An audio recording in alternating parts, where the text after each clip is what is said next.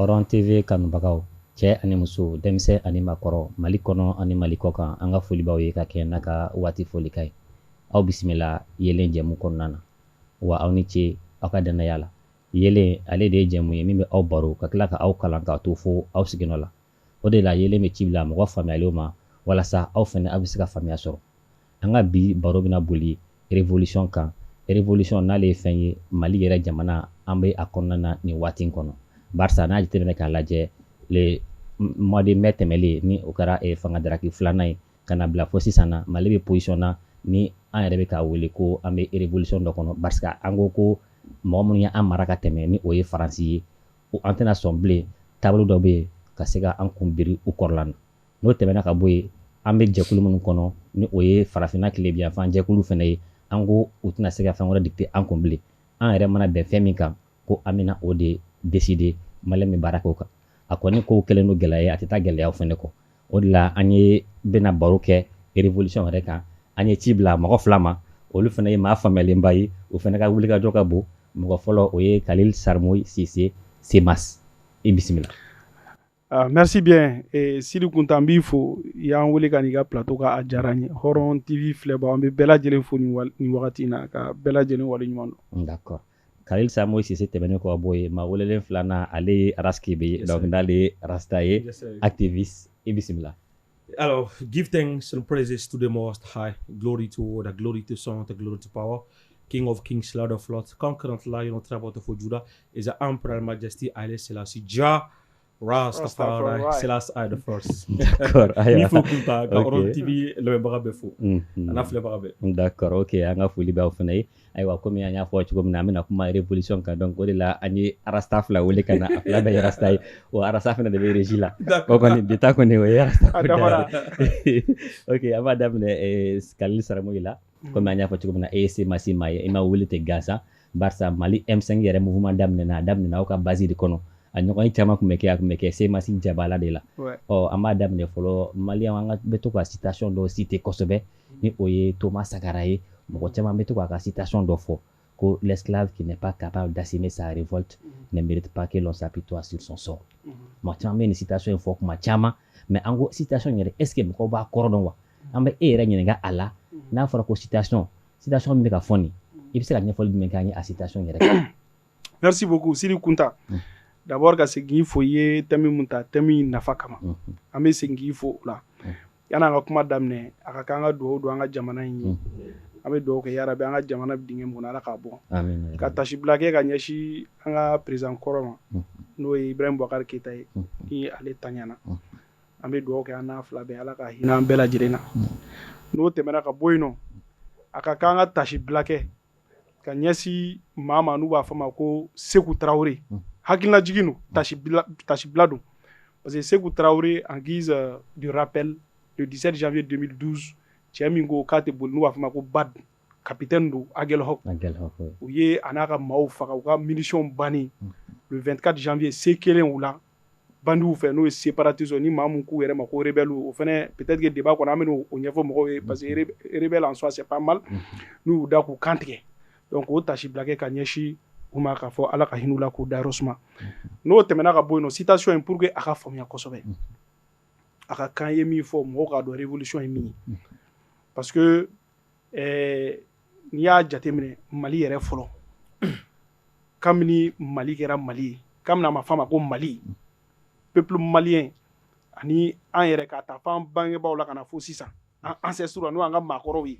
an bɛ révolution de kɔnɔ parce que a ka kan an ka maaw hakili jigin o yɔrɔ la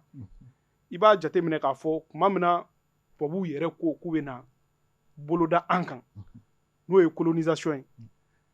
a nali a ma nɔgɔya u bolo hali dɔɔni an hakili b'a la maa mun bɛ histoire dɔn dɔɔni Samori Imam Samori Touré a b'a ye k'a fɔ 1885 ani tubabuw ye kɛlɛ min kɛ affrontement min kɛ Kiɲɛra a ma kɛ fɛn fitinin ye kuma la surunyana an b'a ye o wagati kɔnɔ pour que tubabuw yɛrɛ bolo ka se ka da anw kan u ye min kɛ o tibita la a bɛ san 50 sanfɛ ka na colonisation yɛrɛ daminɛ ni hakili bɛ date in na kosɛbɛ en 1895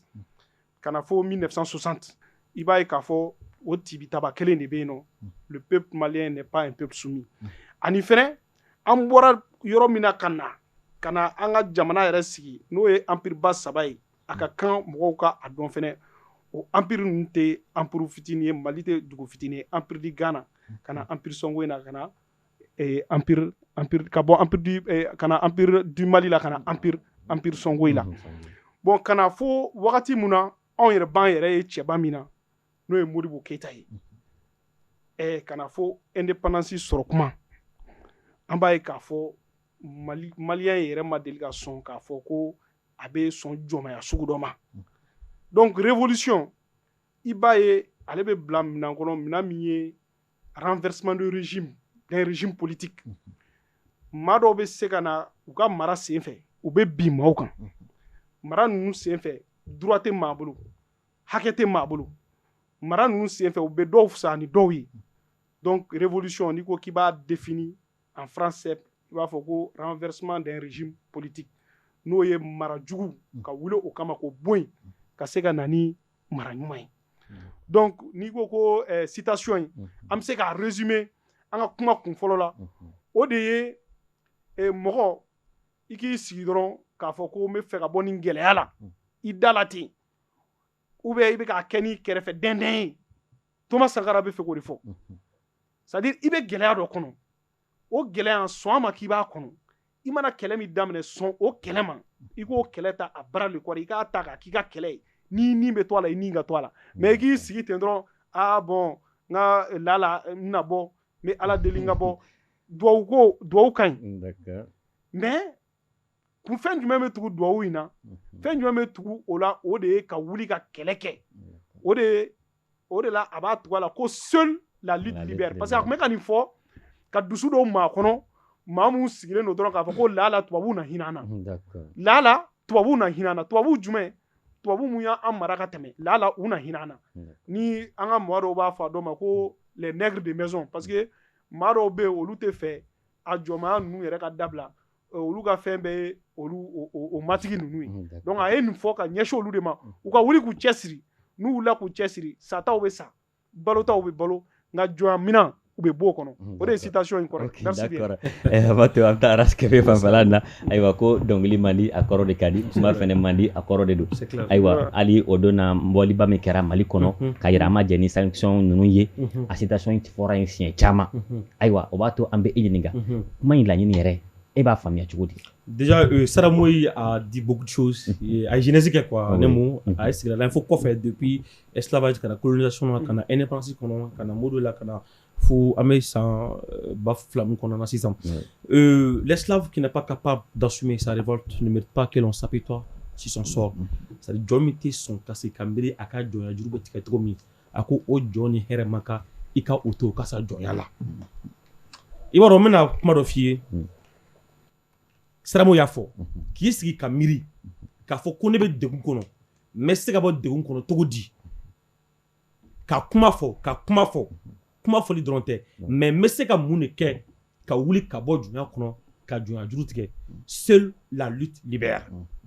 la révolution Saramoyi ko régime mais ne t'a kɛ régime ye mais c'est un système parce que n'i ko régime dɔ ka bɔ yen régime wɛrɛ ka na c'est-à-dire changement tɛ mais n'i ko ka système falen ni système fala système kura ka nati kura min kɔnɔ mɔgɔw bɛ se ka u yɛrɛ ye o kɔnɔ la mɔgɔw bɛ lafiya aujourd'hui boulevard sanfɛ i b'a dɔn Sankara ka nin kuma in bɛ fɔ même pancarte min kɛ mɔgɔ bolo i b'a sɛbɛn a sanfɛ seule la lutte libère l'esclave qui n'est pas capable sa révolte Sankara ye kuma min fɔ mɔgɔw bɛ taga ni a ye mais sauf que ne tɛ ka n yɛrɛ ye o révolution in de kɔnɔna na malidenw tɛ k'u yɛrɛ ye o révolution in de kɔnɔ moi j'aime pas que mɔgɔ ka Sankara ka kuma in dɛn an bɛ kɛlɛ min kɔnɔ bi moi je le dis hein et je sais pourquoi je dis ça moi je ne peux pas aller faire une révolution avec un régime en place une révolution ne peut jamais être soutenue par un régime en place donc ce qui veut dire que boulevard bɛ taga bɛ kɛ boulevard la hakɛ bɛ taga ɲini c'est-à-dire kɛlɛ min bɛ ka kɛ tu te demandes mɔgɔw taara o don ko boulevard sanfɛ kun jumɛn de y'an se boulevard sanfɛ est-ce que c'était pour changer un système d'un autre roi kɛlɛ jumɛn y'an se une lutte politique mais pas une lutte révolutionnaire parce qu'il faut que les gens arrivent à faire la part des choses la lutte révolutionnaire elle est différente de la lutte politique. Kɛlɛ min bɛ bi Mali kɔnɔ, ce n'est pas une lutte révolutionnaire, c'est une lutte politique. Fangako kɛlɛ de bɛ yen, dɔ ka taa, dɔ ka na, dɔ ka to yen. Mais n'i ko ko baara dɔ bɛ ka kɛ régime fɛ, fanga bɛ ka baara dɔ kɛ, o baara in bɛ se ka taga ni an ye révolution sira kan. Là, je suis d'accord. C'est quand le gouvernement malien demande la révision de l'accord de défense avec la France, j'ai dit, sira bɛ ka tagama. C'est quand le gouvernement malien dit, ou ka pankuru kana pamble, k'a sɔrɔ an t'a kalama, n'a panna, an m'u ɲininka pourquoi a panna an t'a kalama. J'ai dit, on tend vers la révolution. Au cours de ko foyi ti kɛ bilen ni an t'a kalama. Ni an ka mɔgɔw ko, c'est-à-dire tubabu ti taa terrain foyi kan bilen ni an t'a kalama, ni an t'u nɔfɛ. J'ai dit, on tend vers ce changement de système. Système min kun bɛ yen, c'était, on vous donne l'indépendance, vous êtes indépendant, mais vous n'avez pas totalement la même mise sur votre indépendance politique, votre indépendance économique et votre indépendance monétaire et encore votre indépendance sécuritaire. Mais si aujourd'hui, le gouvernement a fait de que, fanga mi me a fauté, fanga mi be ulu ka fait de que, femme be se ka to, en compte di blé, un record. Là, moi je suis d'accord. Mais dire que, t'as boulevard là, que Mali est révolution, le Mali n'est pas dans une révolution. On est dans une lutte politique. La révolution, c'est le renversement d'un système. Mougo bola 1990. Comme marathon mi kume, kandaro barakono. Mi mandiye, mi kadidaye, kofo tiena, il se kofo. Ni yo fo idabe do sanzara konana. Mali don kore ko, kongo be ana, minoko be ana, mena kumakinifiye. Il faut voir toutes les grandes révolutions. Quand tu prends le livre rouge de Mao, quand tu prends le livre vert de Kadhafi, quand tu vois les luttes cubaines, les Che, Castro et contre Batista, n'y a bête à la jazz, Saramo Ibaka Kalama, n'y a bête à la jazz, Ibta so, quel est bébé qui dung à faire de nos faits. Quel est bébé qui dung à faire de nos faits, ou des luttes révolutionnaires. Mais aujourd'hui, est-ce que, quel est mis qu'elle a boulevard l'autre jour, est-ce que dung à faire de nos faits là de Kounoua? Comme les dons, Koka d'offre à Franca, le pouvoir. Comme les dons, Koka d'offre à Franca, qui va prendre le pouvoir? C'est pas moi, Rasta. Kunda été Fangata, mais Dorega Fangata. Ou le cas Fangan, Nofela Kama, Koka d'offre Luga Fangaka, quand on est côté. Au coup, on côté, comme on a Aflako, d'autres Anga Fangaka, mais d'où nous comment faire? La révolution, Sankara est mis dans la révolution, on parle de Sankara. Sankara Beta dans les localités, dans les coins les plus reculés. C'est pourquoi moi j'aime parler de la décentralisation. Il ne savent pas le sens de la décentralisation. Le combat de Sankara, c'était de renforcer la décentralisation. Comment Sankara mettait dans des hameaux, villages où on a bola mogo nofe, ka briki gla mogo nofe, ka mogo deme ka uka maison du peuple jo.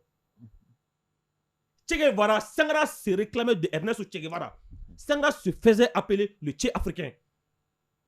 Niko mogo ko révolution. Le corps ame état de kono, angaba au état là, angata état wore kono. Bi kunu su ibeka Malik me état du kono. Bi ame au état kelen kono wa ante au état kelen kono. Na sur système me su ibeka au système de changer là. Ame système wore kono. Là on aurait parlé de la révolution qui est une lutte révolutionnaire mais qui n'est pas une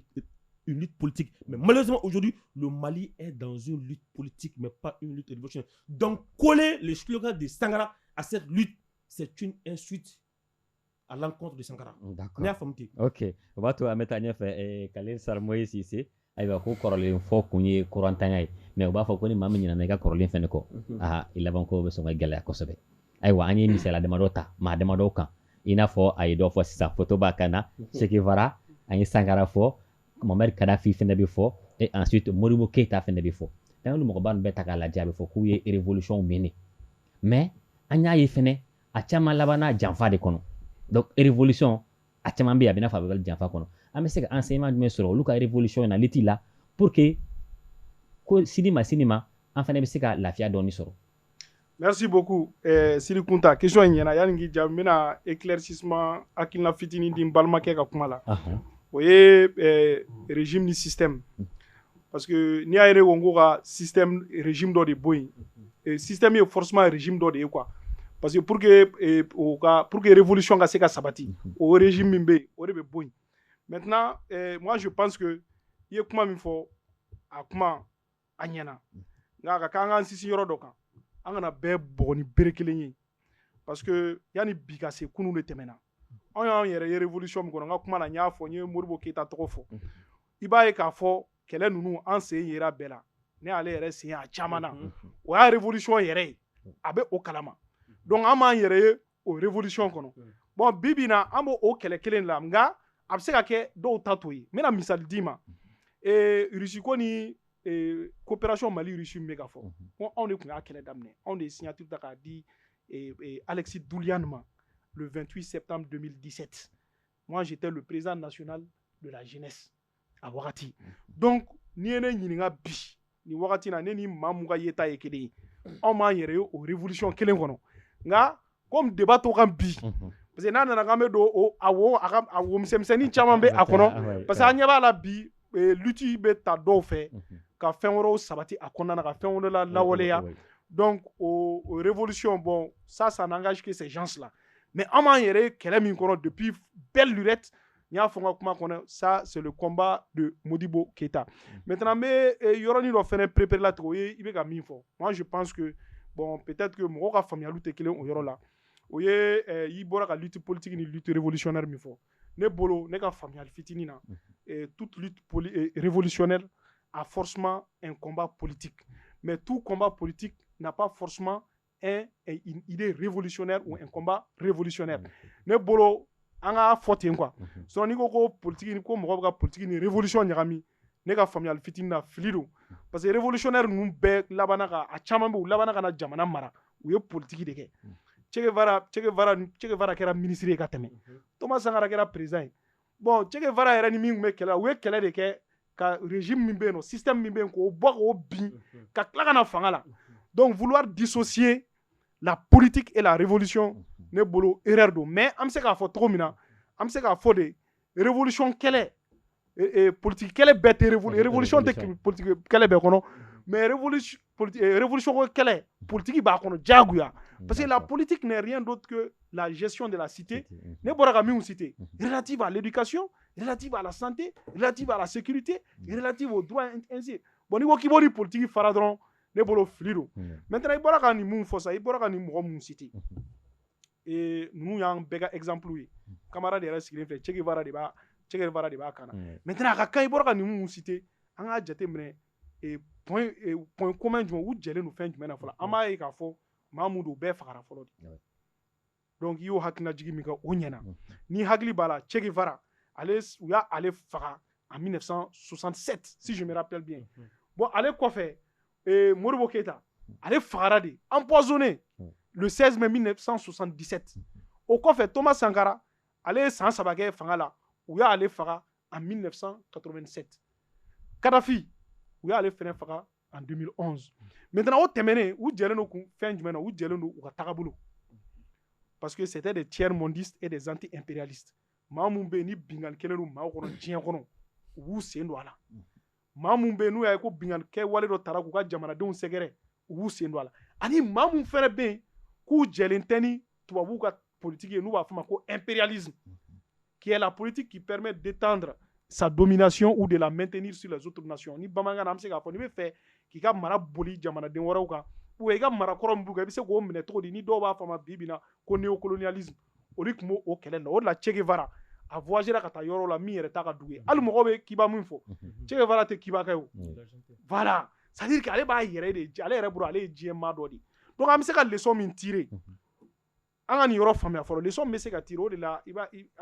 o ye jumɛn o b'a ye k'a fɔ janfa ninnu caman yɛrɛ n'i y'a ta k'a lajɛ i b'a sɔrɔ a bɛ bɔ an yɛrɛ fɛ yan de quoi a bɛ bɔ Afrique ou bien bon a tigilamɔgɔ bɛ dugu min na a bɛ bɔ yen yɛrɛ de parce que bɛnbɛn de don u b'a siri quoi maintenant pour que o bɛnbɛn ka ɲɛ u bɛ tila k'u nɔrɔ o dugumɔgɔ dɔ dɔrɔn de la Modibo Keyita ka cas ta k'a lajɛ Modibo Keyita 68 yan'a ka minɛni cɛ a ye fɛn dɔ fɔ a ko j'ai réussi à chasser le néocolonialisme mais il risque de revenir par le biais des mauvais fils de ce pays o b'a yira k'a fɔ kɔnɔna jugu dɔ de bɛ sɔn ka na nin ko in baara in tiɲɛ an y'o ye Modibo ka wagati Thomas Sankara fɛnɛ mɔgɔ min sen b'a ka fagali la bɛɛ b'o dɔn o ye Blaise ye donc an bɛ leçon min tirer o ye jumɛn ye o de ye an yɛrɛ dama fɔlɔ n'an ko k'an b'a a cadrer k'a bɛn Mali ka kan ma an b'a fɔ an yɛrɛ dama fɔlɔ an ka bɛn an ka kan an yɛrɛ fɛ an ka bɛn fɛn min y'an danbe n'an yɛrɛ an ka sɔn an yɛrɛ an ka kan yɛrɛ fɛ o de la Modibo Keita malheureusement ale minɛna ka faga ka sɔrɔ a m'a ka baara laban parce que n'i y'a jateminɛ ale yɛrɛ ka taabolo a kun ye fɛn min ye maliyɛn den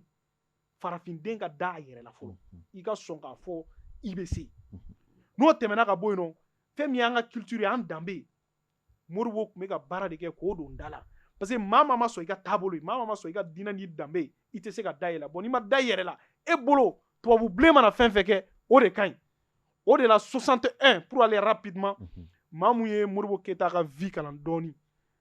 Mali ambassadeur fɔlɔ min taara Grande-Bretagne fɛn dɔ kɛra a yɔrɔ la sɛbɛnnikɛla dɔw y'a sɛbɛn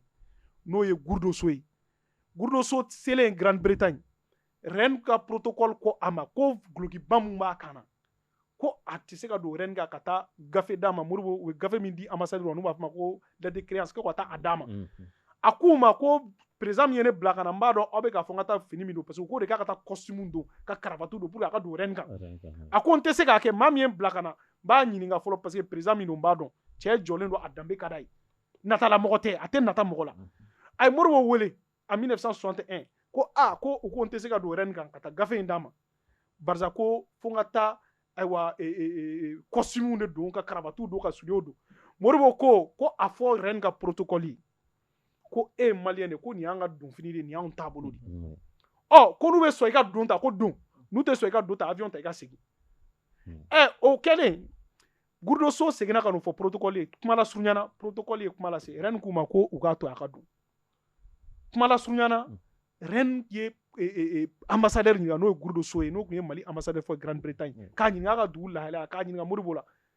o de kɔfɛ reine ye avion fila de ko ninnu de ye maaw ye maa mun b'u yɛrɛ bonya u b'u taabolo bonya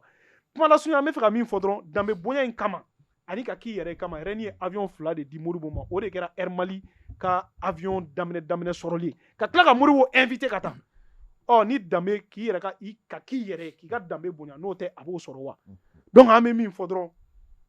ka kɛɲɛ maliyɛnw ka nin crise min bɛ sen na comme an bɛ ka kuma o de kan maliyɛn den an ka da an yɛrɛ la fɔlɔ o ye fɔlɔ ye maliyɛn den an ka kan an yɛrɛ fɛ an ka kɛ an ka diinɛ n'an ka danbew fɛ an kana kɛ maa wɛrɛ ye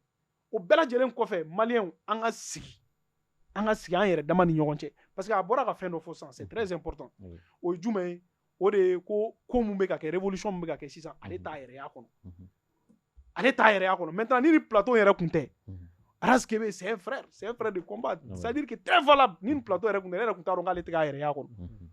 donc ça veut dire que d'un côté an yɛrɛ mun ko an bɛ kɛlɛw kɔnɔ an b'an yɛrɛ Modibo kɔnɔ parce que an ye ɲɔgɔn yɔrɔ caman c'est un vrai révolutionnaire moi je le respecte mais ne yɛrɛ kun t'a dɔn k'ale yɛrɛ tɛ k'a yɛrɛ fɛn kɔnɔ n'aw ka plateau in sanfɛla tɛ donc kuma lasurunyana il faut que surtout n bɛ kuma sifilakaw kan il faut que an ka sigi an ka ɲɔgɔn ye an ka ɲɔgɔn baro qu'est-ce qui ne va pas sinon a ye min fɔ an tɛna don a détail la peut-être que ça fera l'objet d'un autre débat sinon a kuma ka jan merci bien waati Aras Kebe ayiwa an y'a fɔ cogo min na kojugu ye mɔgɔ karamɔgɔ ye kojugu minnu kɛra ka tɛmɛ a bɛ se ka leçon tirer a kɔnɔna na pour que a ɲɔgɔnna wɛrɛ kana se k'i sɔrɔ Mali ye sira min ta nin waati in na population surtout an y'a yira k'a fɔ an ka marabajugu surtout Faransi an tɛna sɔn u ka ko dɔw ma bilen wa fɛn min ye an bɛ tɔnjɛkulu min fana kɔnɔ ko CEDEAO caman yɛrɛ b'a la ko fo an ka b'o la an k'an yɛrɛ ta an ka kan k'an yɛrɛ ye an ka fɛn caman ta donc an filɛ k'a fɔ cogo min na révolutionnaire ma ye misaliya ta minnu kan nin a caman dun fagara de an bɛ se ka misaliya jumɛn sɔrɔ olu kan leçon jumɛn sɔrɔ olu ka baaraw la an bɛ se k'an yɛrɛ dɛmɛ ni min ye Kunta mi fo mesramo fo d'abord ni ngongon tɛ n yɛrɛ ye kɛlɛ kɔnɔ c'est à dire n y'a pepe latigɛ quand tu me dis à bas la France hali ni n fa dulɔ la je ne pourrais jamais dire vive la France c'est clair fo ka diɲɛ wuli n'i ko vive la Russie jamais je ne dirai à bas la Russie fo ka diɲɛ wuli n'i ko monnaie africain Mali k'a ka monnaie ta je ne dirai jamais non Mali k'a ka langue adoptée je ne dirai jamais non mais j'ai dit lutte min bɛ ka kɛ n tɛ n yɛrɛ y'a kɔnɔ o lutte sugu jɔn ye o de ye ko l'autorité qui est en place ko ka u maintenir to fanga na ka wati jan di u ma aucune transition te diɲɛ kɔnɔ ko e bɛ se ka système fali wagati kɔnɔ e nana wagati dɔ de kama on lutte pour un renversement d'un système afin d'avoir un autre système maintenant de mettre en place un bon régime même si à quelqu'un en sera bon ni ok on est d'accord avec toi ni i ko de ko an tient un bolo bo Franci bolo an bɛ fara i kan ka o kɛlɛ kɛ mais au-delà de ça quand même an tɛ an yɛrɛ y'a kɔnɔ mais ni n ko n tɛ n yɛrɛ y'a kɔnɔ quand même au niveau dɔrɔn de don voilà c'est-à-dire ni n ko fana ko il faut dissocier de la lutte révolutionnaire à la lutte politique a y'a fɔ o de ye c'est-à-dire lutte révolutionnaire bɛɛ bɛ taa laban ka fanga de minɛ ka da ka système ka kɛ ten o de y'a to Sankara ko il faut qu'il assume de o de ka di ne ye quoi il faut que mais cɛ ninnu coup d'état kɛ u nana fanga na de o c'est à la suite d'un coup d'état contre Batista Sankara nana fanga na à la suite de quoi d'un coup d'état est-ce que tu vois un peu donc n kun ka kuma bɛ o de nɔfɛ il a dit quelque chose qui est très très important c'est-à-dire Sankara Che Guevara Modibo ninnu bɛɛ bɛ ɲɔgɔn sɔrɔ point kelen na n'a ye ja Mahatma Gandhi fara a kan o ye min i b'a dɔn c'est-à-dire l'ingérence quand tu dis l'impérialisme c'est de l'ingérence o kɔrɔ de mɔgɔ wɛrɛ k'a fɔ k'a bɛ bɔ a bara ka na ne bara ka na ne ka fanga maracogo fɔ ne ye ka na n ka sɔrɔdaw minɛ na o de ye impérialisme ye wa o de ye fana ingérence ye donc Sankara ma sɔn o ma Modibo ma sɔn o ma Che Guevara ma sɔn o ma olu bɛɛ bɛ ɲɔgɔn sɔrɔ ingérence in de kɔnɔna na ko an kana sɔn maa wɛrɛ ka bɔ a bara kana fɔ k'a bɛ an ka fanga maracogo fɔ an ye an kana sɔn maa wɛrɛ kana fɔ k'a bɛ an ka hɛrɛ tigɛcogo yira an na walima an ko an bɛ min fɛ k'an t'o fɛ mais Kunta problème bɛ min nɔfɛ o de y'a to n ko ne tigɛ n yɛrɛ ye i ka kuma yɛrɛ de kɔnɔ mɔgɔw taara ɲɔgɔn dalajɛ l'autre jour boulevard kama est-ce que an taara de Franci ko de la wa mun mun de an se boulevard e bɛ ne fɛ ka min dɔn wa mun de an se boulevard kan l'autre jour ko an ko ka san 5 fara fanga kan ko an ko ka transition prolongée kuma bɛ o de nɔfɛ o e tɛ yɛrɛ ye yɔrɔ de kɔnɔ ok Kunta parce que o de y'a to n'a sɔrɔ maliyɛnw kun ko désormais Mali sanu min bɛ bɔ maliyɛnw ka hakɛ ka kɛ nin ye Mali bɛ fɛ a ka langue ka don an ka bala anw fɛ jamana kɔnɔ Mali bɛ fɛ a yɛrɛ ka monnaie dilan comme sous Modibo Keita Mali bɛ fɛ k'i bolo bɔ Franci bolo Mali bɛ fɛ k'i bolo di Russie ma n'an kun taara boulevard la ko o de y'an kɛ boulevard l'autre jour ko gouvernement ka taa fara an kan mais Choguel taga ku kun tɛ Franci ko ye boulevard sanfɛ o Choguel taga ku kun tɛ langue ko ye boulevard sanfɛ o Choguel taga ku kun tɛ monnaie ko ye boulevard sanfɛ o Choguel taga ku kun parce que juste ils veulent que la transition soit prolongée o de tɛ lutte révolutionnaire ye o sinon Saramori b'a kalama o an ye siɲɛ joli kɛ ka bɔ boulevard sanfɛ an bɛ gazé parce qu'on dit à bas la France on a vu quel ministre on a vu quel député avec nous on a vu c'est-à-dire John Koumé en offre au kɛlɛ la mais aujourd'hui on dit à bas la France vive la Russie et aussi que la transition soit prolongée parce que Malidenw côté et Kunta Malidenw mago bɛ dungafa la o dungafa an mago bɛ o la o kɛnɛya an mago bɛ o la o ji an mago bɛ o la o saniya an mago bɛ o la o mais o bɛ min bi révolution ye de an ka bɔ yan an ka taga yen fɛ hɛrɛ an ka se ka sɔrɔ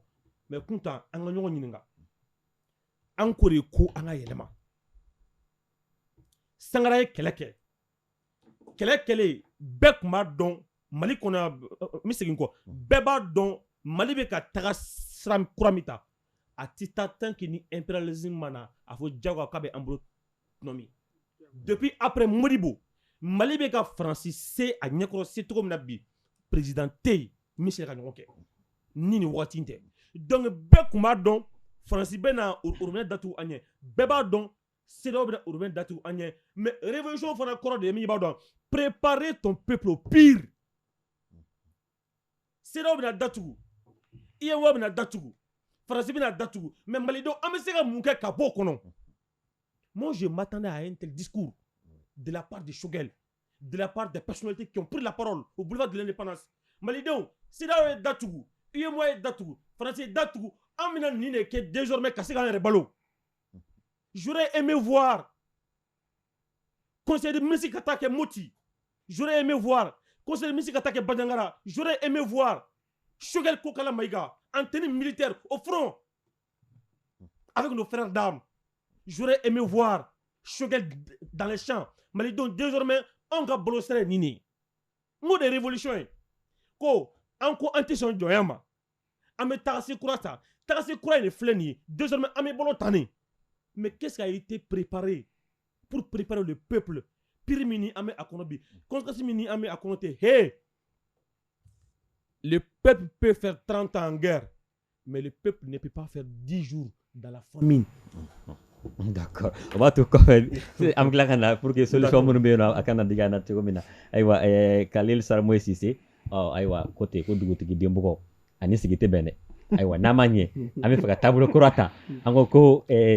France bi ka min kana. Ante au supporter blé. Sida o ka dicté tableau dicté ango ante au supporter blé. Comme anya fa to mina. Taka jale no angono na be faka finya tege auna. Dawo tugulendo anye. Transaction ko lu jolendo. Wa u yɛrɛ bagabaga dɔ fɛnɛ kɛ ko force en attente ko bɛ mobiliser la olu bɛna activer an kama tuguni ayiwa ni gɛlɛya ninnu bɛɛ bɛ yen e yɛrɛ ka analyse ye jumɛn ye an kan ka se ka jumɛn kɛ kunta minute kelen di yan dɔrɔn sira Modibo Keita ye min fɔ Modibo Keita a chassé la France en 1960 a date fɔ ye ça 1961 le 20 janvier 1961 Modibo Keita a chassé la France. C'est le départ de la dernière troupe française sur le sol du Mali. Mais Modibo Keita ko ibaro o de mi ko ame gain. Mais maintenant si ça on met ça en armée créée tout dit. Modibo a en armée créée effectivement ko maintenant ils ont été recrutés les miliciens. Mais mode de révolution o de tagase kurayo France gena mais ame munga si ça Mali dembe chorasi miliciens ont créé au ka Mali lakana. D'accord. Mais moi des systèmes on des solutions. Amna le nyefo système amna do va tamla do de ko ça comme nya fa tumna bien kurabo frandi wo teta aywa ame aras fo ay nyefoli chama je pense que ay ñoy 600 en bere débat kunye parce que débat kunte ko kala jom se kuma la mais débat kunye ka ko nyefo mo ka famille donc ma fo ko sobe mais si yoro do ka parce que ni ay ga val c'est ma sire là on est taxé de vouloir peut-être déstabiliser la transition entre guillemets quoi. Ouais. Parce que ne reko plateau sans fait. D'ailleurs bon camarade chamambe mun to ko famia ne ka position. Ne ko ngante se ka dununta ka tu mo ko parce que qui est sorasi parce que révolution te oyi quoi. Révolution te ka ko régime militaire be anga to ko aka anga dununta no fait. Ne o fo plateau quoi. Bon tes camarades cité mais nen camarade ou te ka chamama ñoko famia au tableau quoi. Ayoro do fanga sisi o ka consommer. Le fait de s'assumer c'est très important. Parce que Mao Tse-tung que la révolution n'est pas un dîner de gala. Elle ne peut pas se mener avec autant de romantisme. Elle ne peut pas se mener comme on décorait une rose. Révolution man no révolution Congo ba kono. Mo ko ngula be Congo kama. Ni ay bi chinois wo nyebere du be fembe dum. We fendo dune ay be fono. Révolution man no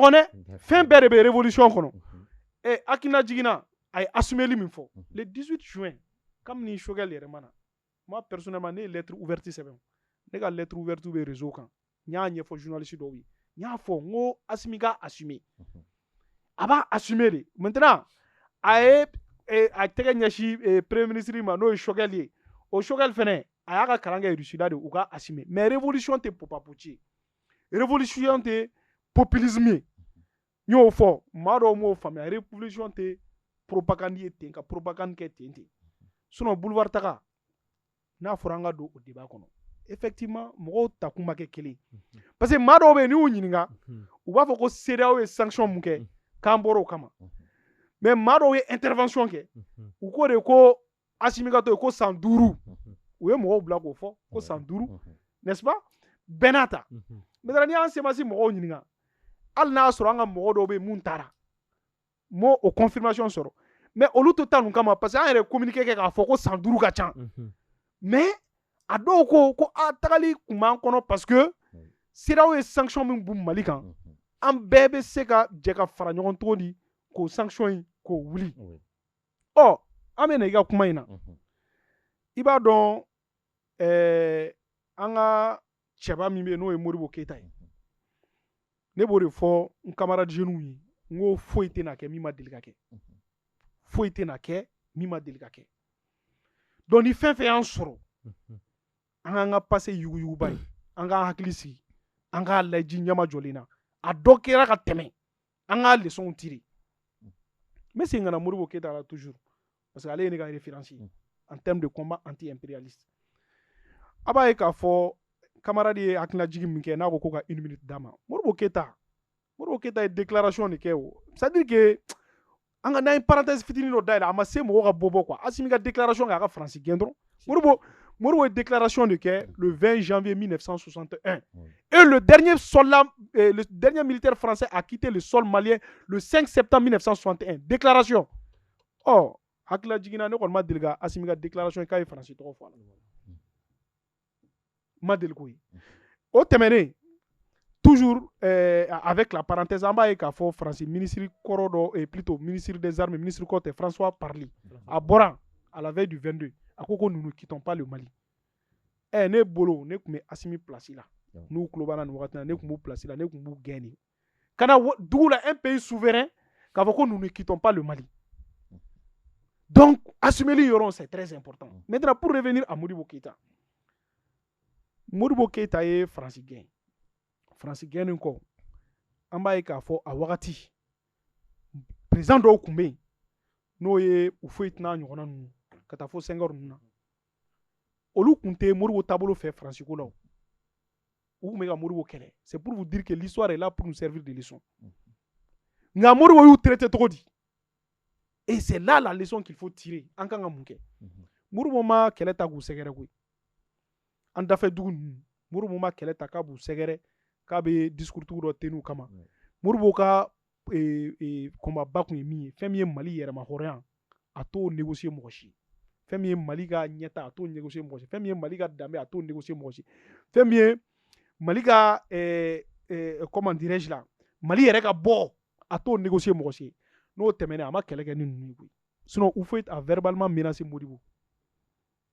Senghor ninnu tun bɛ complot sugu bɛɛ la avec Modibo. Mais Modibo, qu'est-ce qu'il a fait? Il a tout le temps prêché l'unité africaine. Ça, c'est très important. Modibo a tout le temps prêché l'union du peuple africain. Parce que les gens ne se posent pas la question de savoir pourquoi l'Afrique a un hymne national. L'Afrique a un hymne national. Si l'ennemi découvre son front au-dedans ou au dehors, debout sur les remparts, nous sommes résolus de mourir. Pas d'abord pour le Mali, nous sommes résolus de mourir pour l'Afrique et pour toi, Mali. O b'a yira k'a fɔ an bɛ yɔrɔ min na bi an man k'a fɔ k'an bɛ kɛlɛbolo ta k'a fɔ k'an bɛ CEDEAO sɛgɛrɛ m'a fɔ k'an ka a t'o ta la n'u ko an ka yɛrɛma hɔrɔnya k'u bɛ Faransi sago m'o fɔ dɛ mais an ka taa n'u ye dialogue tableau sanfɛ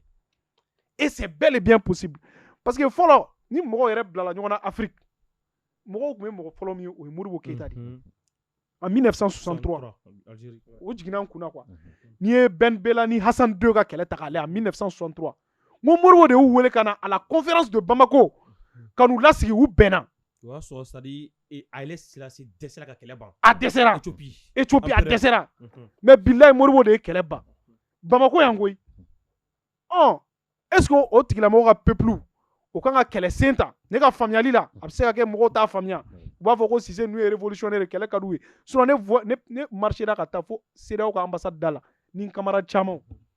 an taara CEDEAO ka ambassade da la ka taa embargo dénoncer mais Modibo Keita ye ne ka référence ye Modibo Keita kun ye fédérateur de ye a kun tɛ kɛlɛ ta ka mɔgɔw sɛgɛrɛ a kun bɛ kɛlɛw ban de donc kuma lasurunyana tɛgɛ dɛrɛnen don an gɔnɔ kan mais il n'est pas encore trop tard u ka fɛɛrɛ kɛ fɛn min ye CEDEAO président ye u k'a lajɛ ayiwa sigikafɔ bɛ se ka kɛ cogo min na ka ko in ban parce que a b'a jateminɛ o CEDEAO président ninnu fɛnɛ fɛn fila de don u bɛ ka siran fɛn fila de ɲɛ ne ka faamuyali la a fɔlɔ ye jumɛn ye u b'a fɔ ko ni nin ɲɛna Mali sɔrɔsiw bolo olu fɛnɛ bɛ danger la parce que tɔw bɛ se ka ɲɛbɔ olu fɛ parce que an ye kibaruya sɔrɔ k'a fɔ ko coup d'état dɔ ratera Burkina n t'a dɔn n'a y'o kibaruya sɔrɔ donc u b'a fɔ ko ni nin ɲɛna ninnu bolo an ka sɔrɔsiw fɛnɛ bɛ wuli k'an bɔ yen k'u bɛ Mali ta ɲɔgɔnna kɛ o y'u siranku fɔlɔ ye siranku filanan a caman bɛ yen an t'a fɔ k'a bɛɛ mais a caman bɛ yen c'est des marionnettes de la France u b'a fɔ n'an ma Faransi sago kɛ u bɛ sɔn ka mɔgɔ wuli an kama k'an bɔ yen sinon a caman ta tɛ ko an bɛ k'a kɛ Mali ka hɛrɛ kama malidenw ka hɛrɛ kama Mali ka nin kama Mali ka nin kama nka a ka ca Ala fɛ ni sigikafɔ in kɛra ni sigikafɔ in kɛra a ka ca Ala fɛ embargo ko ɲɛ bɛ sɔrɔ a la parce que u kɛlen na ka bolo da an gɔnɔ na cogo min na camarade y'a fɔ révolution bɛ préparer de révolution tɛ kɛ ni tâtonnement ye dɛ c'est à dire ka wuli sɔgɔmada fɛ dɔrɔn n'i ye mɔgɔw lamɛn n'u ko ko a b'a la France dɔrɔn e fana min ye leader ye e b'a fɔ ko a b'a la France mais i bɛ France kɛlɛ cogo min na a solution t'i bolo révolution t'o ye dɛ révolution ma nɔgɔn dɛ an k'o fɔ ɲɔgɔn ye donc embargo ko in maa mun bɛ ka a soutenir ni ko k'a soutenir mɔgɔ min b'a la ko hali ni embargo ma wuli k'a bɛ taa a caman bɛ yen n'u ma dumuni kɛ tile kelen tile fila u bɛ yɛlɛma dɛ parce que mɔgɔw tɛmɛna o mun tɛ Asimi ye ni maaw ko an bɛ sa i nɔfɛ nka tuma min na a gana a mɔgɔw tigilamɔgɔw kelen dɔrɔn de bɔra ka Mali bila maa ma hali sɛ ye u nɔfɛ donc an bɛ min fɔ mɔgɔw ye n y'o de fɔ n camarades ye n bɛ segin a kan aw ka plateau kan oui pour la propagande mais oui pour la propagande positive an kana propagande ni populisme kɛ k'an yɛrɛ n'an ka peuple nɛgɛ n y'o de f'u ye n'i bɛ propagande kɛ comme an bɛ ka Faransi de kɛlɛ i bɛ propagande kɛ ka Faransi de lasiran mais kana propagande kɛ Faransi b'a dɔn k'e bɛ ka min fɔ ko nkalon don mais e bɛ ka propagande kɛ peuple de bɛ ka tɛgɛrɛ fɔ e kun o propagande sugu n y'a f'u ɲɛna n bɛ segin a ka plateau in kan o propagande tɛ propagande sinon propagande bɛ révolution na mais propagande sugu jumɛn n bɛna misali di i bɛ taa sɔrɔ ne ni Aras Kebe bɛ kɛlɛ la sisan ne b'a fɔ Aras Kebe ne b'a bila réseau kan n ko bon ko ne ka militaires ye miliyɔn 1 de ka sɔrɔ i bɛ taa sɔrɔ mɔgɔ 4,000 dɔrɔn de bɛ yen Aras Kebe bɛ siran donc ne kɛrɛfɛ mɔgɔw fana b'a ko miliyɔn 2,000 de bɛ Cisse nɔfɛ o de mais Aras Kebe b'a dɔn tigitigi ko ne ka kɛlɛcɛ ye mɔgɔ 2,000 ye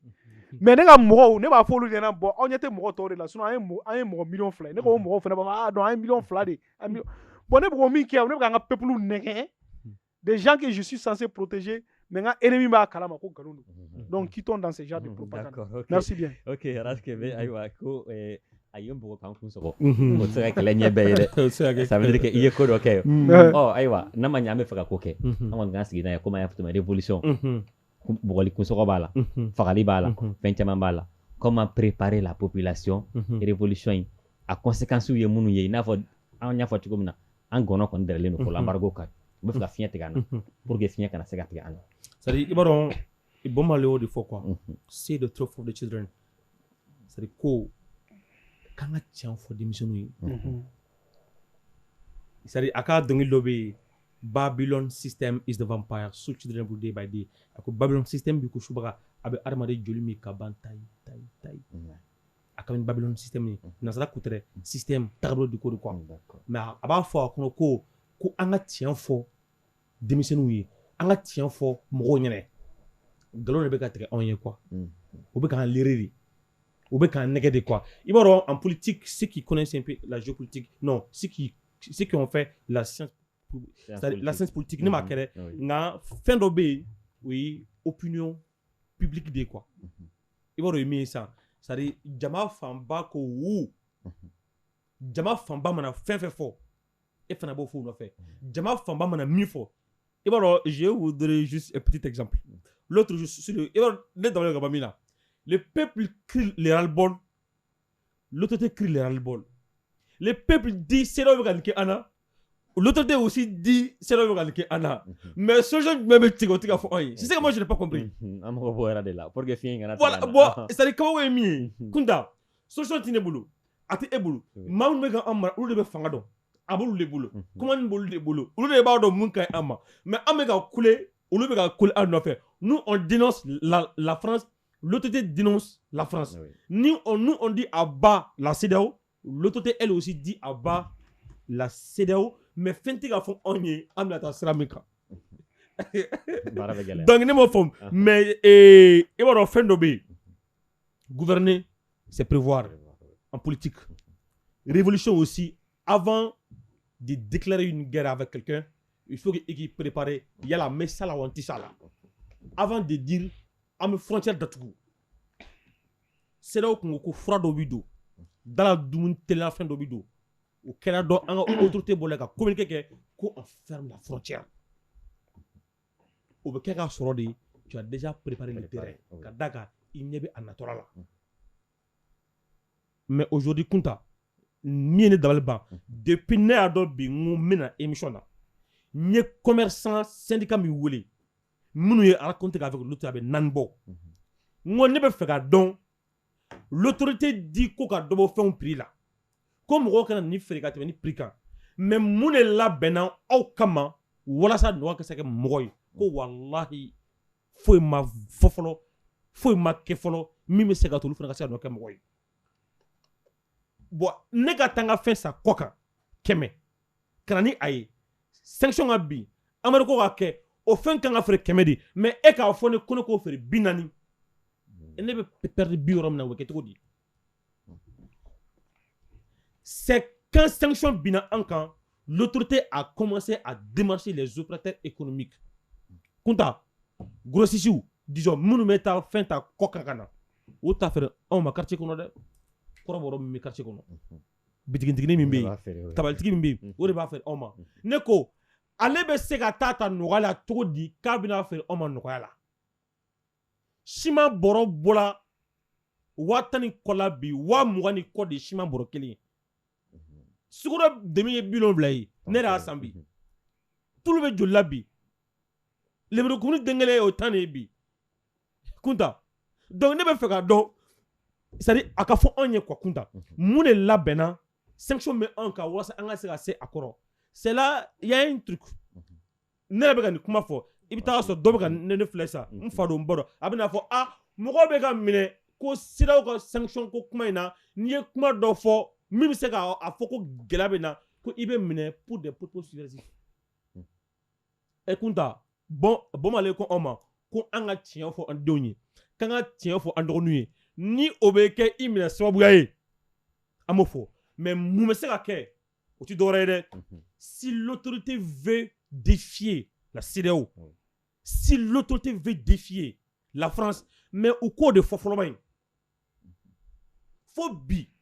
le Mali n'a pas demandé à ce que la France quitte notre territoire Assimi ka kuma si la a tɛ yen Choguel ka kuma si la a tɛ yen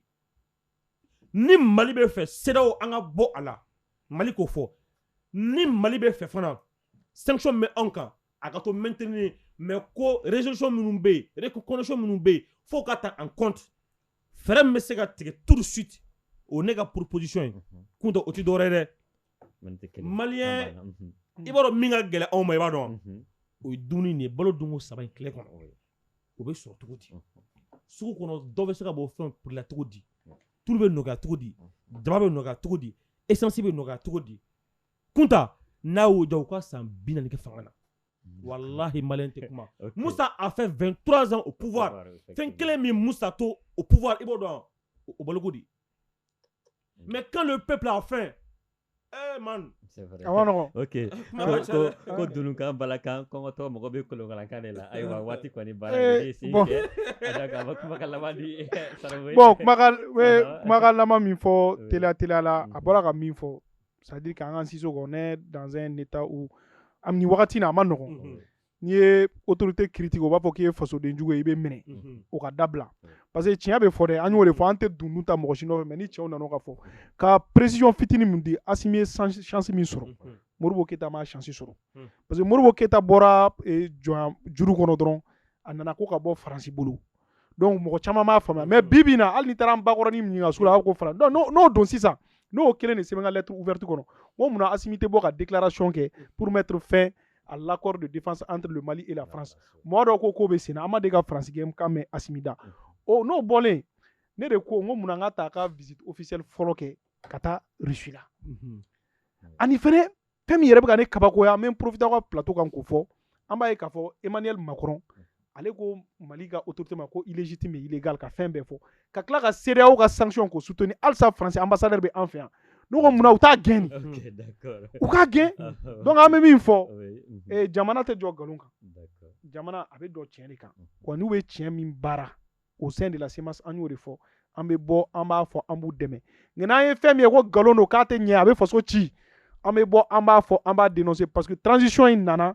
an ka kɛlɛ de sababu la an t'a sigi k'a tiɲɛtɔ la n'a ka ɲi an b'a fɔ n'a ma ɲi an b'a fɔ merci bien kumakan laban ye min ye a fɔra anw ni jamana kelen in kɔnɔ yan ko un seul conseil de ministre suffit pour demander le départ de la France. C'est clair. Pour que la France s'en aille de chez nous. Mais pour prouver que le peuple est avec Assimi et Choguel, prouver que le peuple malien, dans sa majorité, demande aujourd'hui à ce que la France parte de chez nous, mais pourquoi pas tenir ce conseil des ministres et demander à ce que la France quitte notre territoire? D'accord. Pour de bon. Okay. Donc, Kabokmana Kavoko, Oui. bon mal kuma de fo. Mhm. You can fool some people sometimes, but you don't can fool all the people all the time. Now they see the light, we're gonna stand up and fight for our rights. Ko ibe se ka galon tigɛ mɔgɔ dɔ ye wagati dɔ, ko essaye i sigi ka galon tigɛ bɛɛ wagati bɛɛ. Ni fasodenw kunna k'a dɔn ko galon tun bɛ ka tigɛ u ye, le réveil sera brutal. D'accord. Ala k'a kisi o ma. Donc an ka foli b'aw ye Oran TV tɔgɔ la ka sɔrɔ ka na an ka wele jaabi. Donc an b'a lamɛnbagaw ladɔnniya an kumana bi révolution kan. Révolution min Mali min bɛ fɛ ka taa sira min fɛ, an bɛ se ka sira in taama cogo min na k'a sɔrɔ population ma gɛlɛya sɔrɔ. An kan ka fɛɛrɛw jumɛn tigɛ? Population kan ka fɛɛrɛw sigi ni jumɛn ye? Dirigeant kan ka fɛɛrɛw jumɛn tigɛ? An kumana olu bɛɛ lajɛlen kan. Maa welelen kun ye Khalil Saramoyi Sise ka bɔ Semasi kɔnɔ. Ale ni Ras Kebe n'ale y'an ka rasta ye, activiste. D'accord, an ka foli b'aw bɛɛ lajɛlen. Régie la Malik Jankuma kun bɛ ale fɛnɛ ye rasta ye. An b'a fɔ ko voilà, Ras Malik o kun bɛ régie la. Donc diffusion Malik Konate bɛ o assuré k'a laban ka dugawu kɛ an ka jamana ye. Ala ka Mali lakana, Ala ka bɛn ni kelenya sabati Mali kɔnɔ. Wassalam.